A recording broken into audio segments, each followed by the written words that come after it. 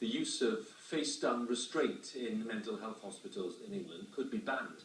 BBC has seen evidence which shows the controversial technique is being used hundreds of times a year in some NHS trusts, a level described by a health minister as shocking and even excessive. Our home editor, Mark Easton, has the details.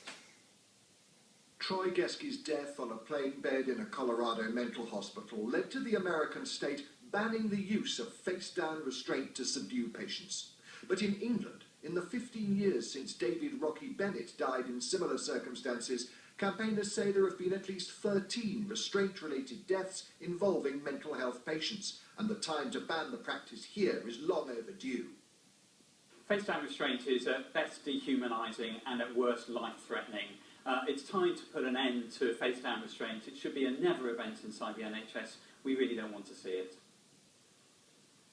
Naomi Ball knows what it means to be pinned to the ground, face down, barely able to breathe.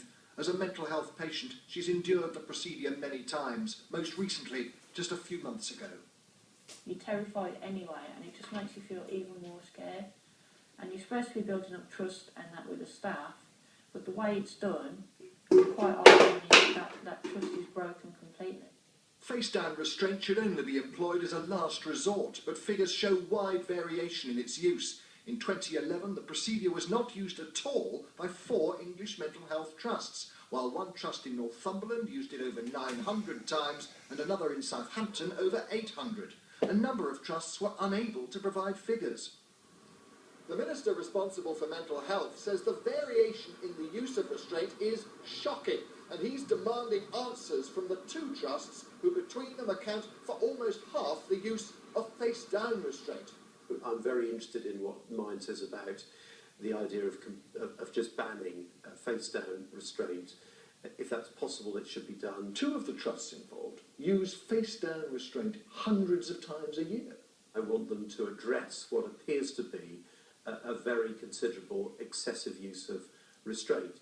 In a statement, the Northumberland Trust said it only uses the most proportionate response. The Southern Health Trust said the techniques are used to minimise discomfort and distress to patients and staff. Face-down restraint is no longer used in Sheffield after the medical director of the local mental health trust there experienced the procedure for himself. Pretty unpleasant, actually. Hard to breathe.